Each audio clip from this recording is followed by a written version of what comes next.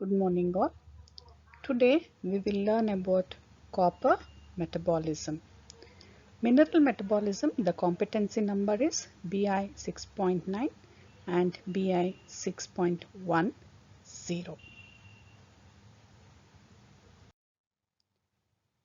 Copper is an important trace element. The total copper amounts for about 100 milligram in an adult. It is majorly seen in liver, bone marrow, muscle, brain, kidney, heart and hair. It acts as a cofactor for many enzymes and it functions through cofactors for many enzymes.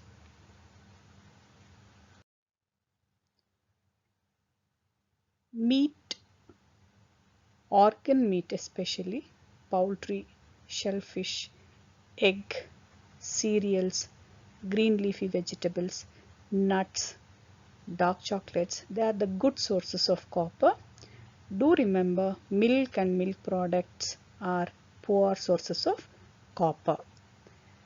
The requirements for an adult are 1.5 to 3 milligrams per day, and for a children it's about 0.5 to 2 milligrams per day.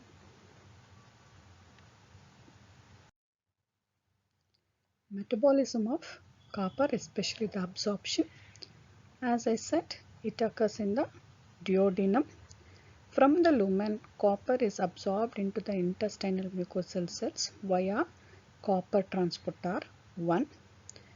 Inside the mucosal cells, they bind to thionin to form metallothionein, and this metallothionein increases the copper absorption. Copper is extruded out of the cell into the circulation through ATPase, that is copper binding P-type ATPase, especially ATP7A. This is important because genetic abnormality of this ATPase will cause a genetic disorder, that is Menkes disease or Menkes-Kinckis disease. So once copper is there in the circulation, it binds to albumin and enters the portal circulation, from where it enters the liver.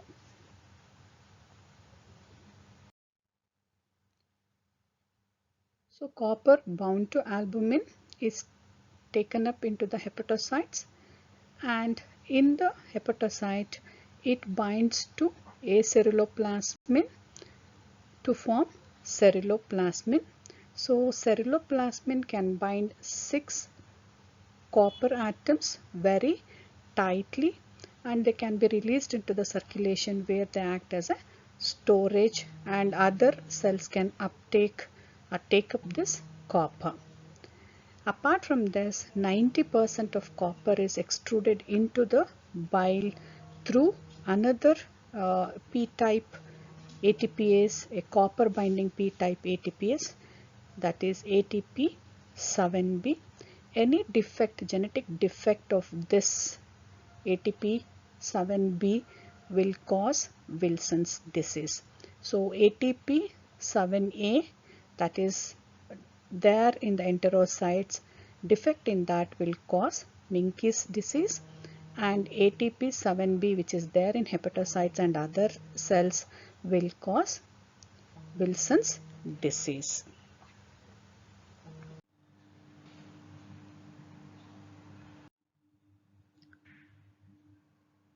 So the copper excretion, mainly 80 to 99% of copper is excreted via bile in the feces, and we have to observe that in urine usually very low amounts of copper is excreted. And these are the two copper binding P-type ATPase we have to remember. One is ATP7A, helps in extrusion of copper from enterocytes into the circulation, and ATP7B, which helps in extrusion of copper from liver and other cells into the circulation. In plasma, 90% of this copper is bound to ceruloplasmin and 10% is bound to albumin. Even the majority of copper is bound to ceruloplasmin, it is not the transport form of copper. Ceruloplasmin, it's an alpha-2 globulin and binds 90% of copper. Each ceruloplasmin can bind 6 copper atoms very tightly. Ceruloplasmin has ferrooxidase activity, very important in conversion of Fe2 plus to Fe3 plus and incorporation into transferrin. So it plays a major role in iron metabolism. So ceruloplasmin acts as a storage and source of copper for peripheral tissues such as brain and kidney. The reference range for ceruloplasmin is 25 to 50 milligrams per deciliter. Another plasma protein, albumin, also complexes with copper. So this is loosely bound, so it helps in exchange of copper, and this is the transport form of copper from gut to liver. Coming to functions of copper, majority of the functions of copper is because its cofactor role in enzyme action. For example, ceruloplasmin, which has a ferrooxidase activity, very important in iron metabolism. Copper is a cofactor in ALA synthase enzyme, an enzyme for heme synthesis. So because of these two functions, any deficiency of copper will end up in deficiency of iron and heme synthesis and leads to anemia. Apart from that, tyrosinase, which is used in biosynthesis of a pigment melanin, results or requires copper as a cofactor. So any deficiency of this copper leads to defective pigmentation of hair especially. So copper deficient state will have graying and copper rich state will have normal hair, and this pattern is known as flag type of hair growth, which is very typical of copper deficiency. Lysyl oxidase, very important enzyme in cross-linking, especially the hydroxyproline residues in elastin and collagen, which is a vitamin C dependent, and also this lysyl oxidase requires copper for its function. Cytochrome oxidase, AA3, a component of electron transport chain, also requires copper. The antioxidants, enzymes, superoxide dismutase and catalase, they are copper dependent enzymes. Dopamine hydroxylase, an enzyme required for catecholamine synthesis, also require copper as cofactor. So now we can see n number of functions is mainly the cofactor activity of this copper in so many enzymes. So any deficiency of this copper will affect the activity of these enzymes. Apart from that, it also has a role in increasing the HDL and regarded as cardioprotective. Coming to disorders of copper metabolism, Menkes syndrome, Wilson's disease and aceruloplasminemia, these are the genetic disorders. Apart from that, we can also have a nutritional deficiency of copper, which leads to copper deficiency anemia, or copper toxicity, very rare condition. One by one we will see now. Wilson's disease, otherwise known as hepatolenticular disease. It's an autosomal recessive disorder. The main cause is the mutation in the gene which encodes for copper binding, P-type ATPase, that is ATP7B, very important copper binding ATPase which extrudes copper from hepatocytes into the bile. So this non-functional ATPase will cause defective excretion of copper into the bile. And also there will be some structural abnormality of apoceruloplasmin. So there will be reduction in incorporation of copper into the apoceruloplasmin. Thereby there will be accumulation of copper, especially in liver, brain, kidney and red blood cells. So all this will cause an inability to maintain a near zero copper balance, which results in copper toxicity.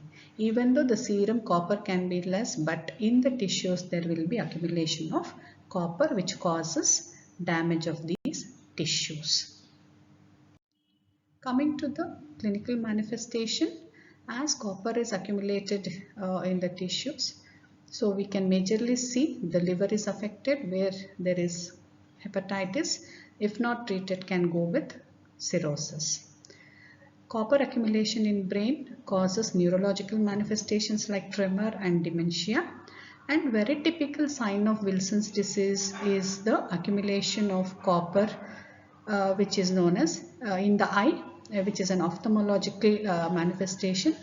So you can see here the golden brown or greenish yellow pigmentation of eye, which is known as Kayser-Fleischer's ring, which is very typical of Wilson's disease.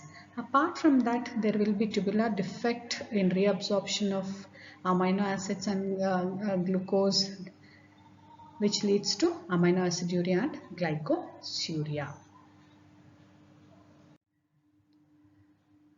So in Wilson's disease, there will be decreased serum copper, decreased serum ceruloplasmin, but there will be increased urinary excretion of copper. Normally the urinary excretion of copper is very low.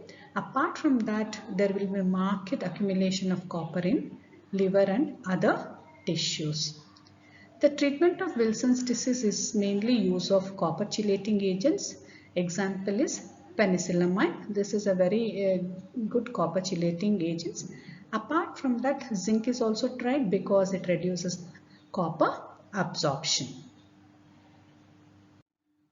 Coming to one more genetic disorder of copper metabolism, that is Menkes syndrome. This is mainly due to mutation in the gene copper binding P-type ATPase, that is ATP7B. The inheritance pattern, if you look at it, is a sex-linked recessive disorder. The features of Menkes syndrome are abnormal hair growth, that is kinking of hairs can be seen. Males are more affected as it is X-linked. Apart from that, growth failure, mental retardation is also seen with low copper and low serum ceruloplasmin levels. Aceruloplasminemia, very rare genetic disorder where there will be low levels of ceruloplasmin. So there will be decreased activity of ceruloplasmin, that is ferroxidase activity. So this results in failure of release of iron from cells, and iron accumulates in the tissues, damaging the tissues, mainly the brain and hepatocytes and the pancreas, leading into severe neurological manifestations and diabetes mellitus.